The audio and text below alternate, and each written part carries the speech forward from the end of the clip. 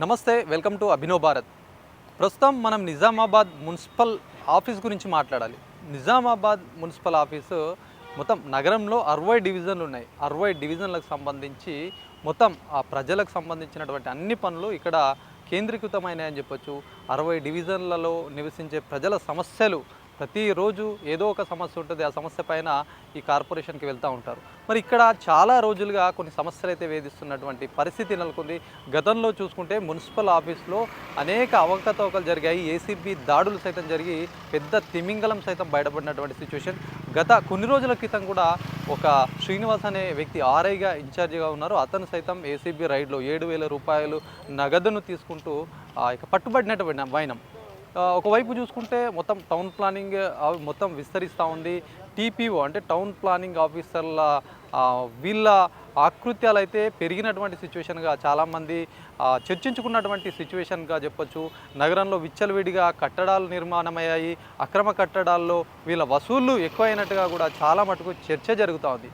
దీనిపైన ఇప్పటికే మున్సిపల్ కమిషనర్గా దిలీప్ కుమార్ ఉక్కుపాదం మోపుతున్నటువంటి సిచ్యువేషన్గా చెప్పొచ్చు. ఎందుకంటే ఈ తాజాగా అంటే నిన్న జరిగినటువంటి ఒక సంఘటన దీనికి ఇన్సిడెంట్గా చెప్పొచ్చు. మొత్తం 60 డివిజన్లకు సంబంధించి ఇందిరమ్మ నిర్మాణాలు చేపడుతున్నటువంటి సిచ్యువేషన్. దీంట్లో ఆ నిర్మాణాలు దగ్గరుండి చూడాల్సినటువంటి బాధ్యత వార్డ్ ఆఫీసర్ల పైన ఉంచినటువంటి నేపథ్యం. ఈ వార్డ్ ఆఫీసర్లని ఒక ముగ్గురిని సస్పెండ్ చేశారు. మరో ముగ్గురి పైన షోకాజ్ నోటీసులు ఇచ్చారంటే చూడొచ్చు. మొత్తం నిజామాబాద్ మున్సిపల్ ఆఫీస్ అంటేనే అనేక వివాదాలు కావచ్చు, అనేక అవినీతికి ఆరోపణలు ఇక్కడ వెల్లువెత్తుతున్నటువంటి సిచ్యువేషన్గా చెప్పొచ్చు.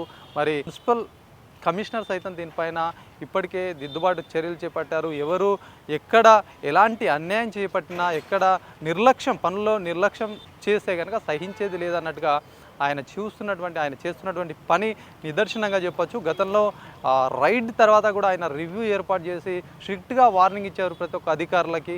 ఆయన తీరు మారినటువంటి సిచ్యువేషన్గా చెప్పొచ్చు. మళ్ళీ నిన్న జరిగినటువంటి ఏదైతే ముగ్గురిని సస్పెండ్ చేయడం, మరో ముగ్గురికి షోకాజ్ నోటీసులు ఇవ్వడం, ఇది మళ్ళీ వాళ్ళ పనితీరు మారనట్టుగా చెప్పొచ్చు. అంటే నిజామాబాద్ డివిజన్కి 60 డివిజన్లలో ఎవరైతే వార్డ్ ఆఫీసర్లు వేశారో ఈ వార్డ్ ఆఫీసర్లు వాళ్ళు చేయాల్సినటువంటి పనులకు డుమ్మా కొట్టడం, శాలరీలు కూడా 1 మంత్లో మేనేజ్ చేసి కూడా శాలరీలు తీసుకుంటున్నటువంటి వైనం ఆయన దృష్టికి వచ్చింది.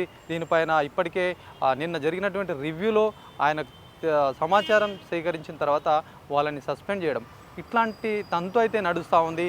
మరి టౌన్ ప్లానింగ్ కావచ్చు, అనేక డివిజన్లు ఉన్నాయి రెవెన్యూలో.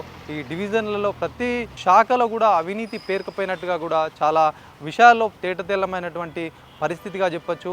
మరి దీనికి సంబంధించినటువంటి కలెక్టర్ ఎప్పుడైతే గతంలో జరిగినటువంటి ఏసీపీ రైడ్ల అనంతరం కూడా కలెక్టర్ ఫోకస్ పెట్టారు, స్ట్రిక్ట్గా వార్నింగ్స్ అయితే ఇచ్చారు, రివ్యూలు తీసుకున్నారు. ఆయన తీరు మారినటువంటి పరిస్థితిగా చూడొచ్చు. కమిషనర్ బదిలీపై వెళ్ళే క్రమంలో మళ్ళీ ఇక్కడే ఉన్నారంటే ఆయన నిజాయితీకి నిలువెత్తు నిదర్శనంగా చర్చ అయితే నడుస్తూ ఉంది. ఏదేమైనప్పటికీ అధికారులు నిర్లక్ష్యంగా వ్యవహరిస్తే ఖచ్చితంగా బదిలీలు కాదు, ఖచ్చితంగా సస్పెండ్ చేస్తామనే సంకేతాలు సైతం ఇస్తున్నారు. మరి ఏదేమైనప్పటికీ గ్రౌండ్ స్థాయిలో కూడా అనేక సమస్యలు ఉన్నాయి, వేధింపులు సైతం ఉన్నట్టుగా కూడా చాలామంది చర్చ చేస్తున్నటువంటి సిచ్యువేషన్గా చెప్పొచ్చు. మున్సిపల్ కార్పొరేషన్ అధికారుల తీరు ఎట్లా ఉందో కొంతమంది వాళ్ళు మాట్లాడదామని చెప్తున్నటువంటి పరిస్థితి. మాట్లాడదాం, ఏం చెప్తారు అసలు? ఒకవైపు అవినీతి అధికారుల విశ్వరూపం సైతం బయటపడినటువంటి సిచ్యువేషన్లో వాళ్ళ పనితీరు ఎట్లా ఉంది అనే అంశంపైన మాట్లాడదాం. ఇప్పుడు చెప్పండి, మున్సిపల్ కార్పొరేషన్ అంటేనే అవినీతికి అడ్డగా మారింది. చాలా పనులు ఎక్కడెక్కడ నుంచో చేసుకుందామని కేవలం ఒక బర్త్ సర్టిఫికేట్, డెత్ సర్టిఫికేట్లో కూడా ఇట్లా ఏమైనా డబ్బులు వసూలు చేస్తున్నారని ఒక చర్చ అయితే జరుగుతుంది. అసలు అంటే ఇప్పుడు ఈ శానిటైజింగ్ డిపార్ట్మెంట్ కావచ్చు, వాళ్ళ పనితీరు ఎట్లా ఉంది, అధికారుల కింది స్థాయి వాళ్ళకు వేధింపులు, అబ్సెంటిజం సైతం వాళ్ళని కవర్ చేసుకుంటూ కూడా డబ్బులు తీసుకుంటారు, కవర్ చేస్తారని ఒక వార్తలు అయితే గుప్పమంటున్నాయి. దీనిపైన ఏం చెప్తారు? వాస్తవానికి ఇవన్నీ నిజాలండి మీరు చెప్పేటి. మేము చూస్తూనే ఉన్నాము. నేను ఒక 20 ఇయర్స్ నుంచి నేను ఇటు మున్సిపల్ డ్రైవర్గా మరియు ఒక ట్రైన్ యూనియన్ అధ్యక్షునిగా నేను వర్క్ చేస్తున్నాను. ప్రతి సంవత్సరం ప్రతి ఇయర్లో కానీ ఎక్కడ కూడా మేము చెప్తూనే ఉన్నాము. మొన్న కూడా కలెక్టర్కి లెటర్ ఇచ్చాము. సార్ వద్దు సార్, ఇక్కడ శానిటేషన్ వ్యవస్థ బాగాలేదు, జవాన్లకు కూడా అవతోకలు బాగా చేస్తున్నారు సార్, దీని మీద స్పందించి మీరు కొత్త జవాన్లను కానీ రిక్రూట్మెంట్ పూర్తి ఎస్ఐని నియమించమని చెప్పేసి పలుమార్లు మేము కలెక్టర్ ద్వారా ప్లస్ కమిషనర్ కలవడం జరిగింది. సరే బాబు అని చెప్పేసి మాకు మాట ఇవ్వడం జరిగింది. అతి త్వరలో వీళ్ళందరినీ చేంజ్ చేస్తాను, ఎస్ఐలను రిక్రూట్మెంట్ చేస్తానని చెప్పారు. చెప్పిన తర్వాత అలాగే నడుస్తుంది.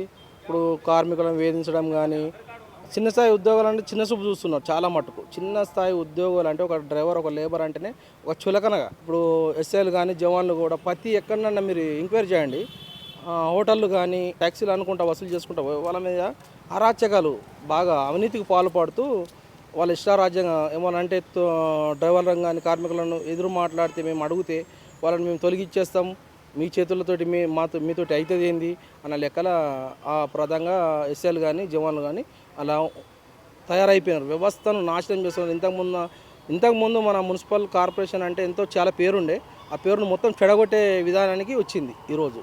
ఇదంతా కింది స్థాయి అధికారులు చేస్తున్నటువంటి, పైన ఉన్న అధికారులు కరెక్ట్ ఉండి కింద ఉన్న ఎవరైతే వీళ్ళని మెయింటైన్ చేసే వాళ్ళు ఎస్ఐ స్థాయి అధికారులు వాళ్ళు నిర్లక్ష్యం వల్లనే ఇదంతా జరుగుతుందంటారా అని అనుకోవచ్చు, అనుకోకూడదు. ఎట్లా అంటే ఇప్పుడు వాళ్ళు చేసిన స్థాయి, వాళ్ళు పెద్ద ఆఫీసర్లు, వాళ్ళకి తెలుసో తెలియదో, మరి వాళ్ళు చేసే పనులు మాత్రం మన దృష్టికి వస్తున్నాయా వస్తలేవా అనేది తెలియదు మనకు. కాబట్టి మనము పెద్ద పై ఆఫీసర్లను మనం దోషులుగా మున్సిపల్ స్థాయి అంటే కమిషనర్ స్థాయిలో వాళ్ళకు తెలియదు, తెలిసినా వాళ్ళు ఇమీడియట్లీ యాక్షన్ తీసుకుంటారు. ఎందుకంటే నిన్న చూడొచ్చు, ఒక ముగ్గురిని సస్పెండ్ చేశారు, ఇంకొక ముగ్గురికి నోటీసులు ఇచ్చారు.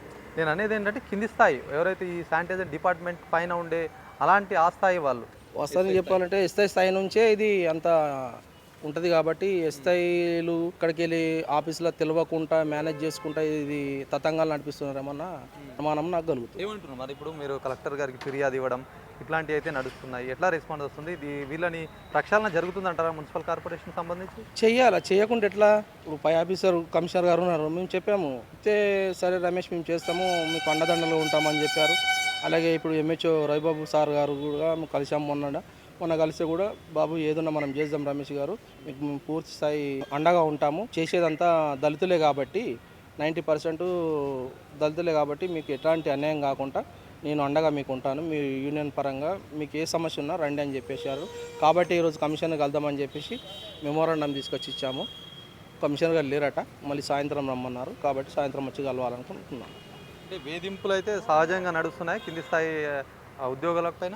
కొందరు జవాన్లు అయితే అవగాహన లేని జవాన్లు, అసలు ఎలాంటి ఆర్డర్ కాపీలు లేకుండా కూడా వాళ్ళ రిక్రూట్మెంట్ వాళ్ళంతలో వాళ్ళు ఎస్ఐల రిక్రూట్మెంట్ చేయించుకున్నారు. అసలు అలా ఆర్డర్ కాపీస్ ఏం లేవు.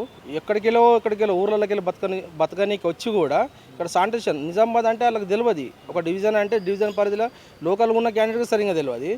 ఊరికి వెళ్ళి వచ్చి శానిటేషన్ జవాన్ ఇక్కడ చలామణి అవుతూ తెలియకుండా కూడా కింది స్థాయి కార్మికులను అది చెయ్యి ఇది చెయ్యి, వాళ్ళకి ప్రైవేట్ పనులు ముఖ్యమైపోయినాయి, డబ్బులు వసూలు, ఏమైనా చేయకుంటే నాకు సార్ చెప్పిండు, ఇప్పుడు సార్ చెప్పిండంటే మేము చేయవలసిందే కదా.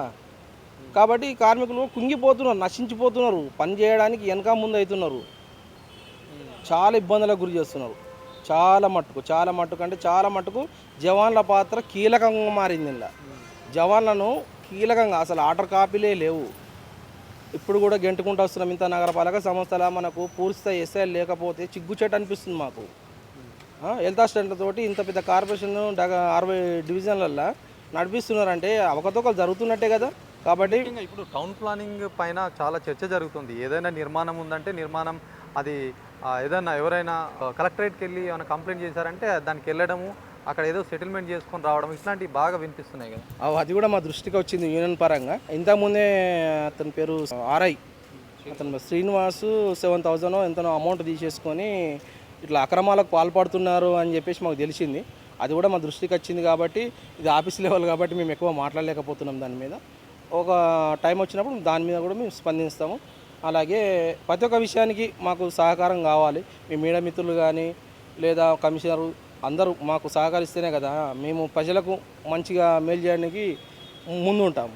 చూడొచ్చు, మొత్తానికి నిజామాబాద్ మున్సిపల్ కార్పొరేషన్ అంటే ప్రస్తుతం ఇప్పుడిప్పుడే దీన్ని ఇంప్లిమెంట్ టౌన్ స్థాయిలో ఉన్నటువంటి విషయాలు కమిషనర్ దృష్టికి రావడము, కమిషనర్ దీనిపైన చర్యలు తీసుకోవడం, ఇట్లాంటి విషయాలు అయితే ఇప్పుడు జరుగుతున్నాయి. ఏదేమైనప్పటికీ మరింత దృష్టి పెట్టాల్సినటువంటి అవసరం ఉంది. ముఖ్యంగా టౌన్ ప్లానింగ్ ఎంత తక్కువ మాట్లాడితే అంత బెటర్ అని చెప్పొచ్చు. టౌన్ ప్లానింగ్ అడ్డు అడుపు లేకుండా ఎక్కడ అంటే 60 డివిజన్లో ఎక్కడ ఏ ఇల్లు నిర్మాణం అయినా ఖచ్చితంగా చేతులు తడుపందే పర్మిషన్ రావు అనేది జగమెరిగిన సత్యంగా చాలామంది చర్చించుకుంటున్నారు. దీనిపైన కూడా దృష్టి పెట్టాల్సినటువంటి అవసరం ఎంతైనా ఉంది. ఏదేమైనప్పటికీ మరింత సజావుగా పరిపాలన సాగాలి, ప్రతి ఒక్కరు డ్యూటీ సక్రమంగా చేయాలని చెప్పి ప్రజలైతే కోరుతున్నటువంటి సిచ్యువేషన్గా చెప్పొచ్చు. కెమెరా పర్సన్ సందీప్తో శ్రీనివాస్, అభినవ్ భారత్, నిజామాబాద్.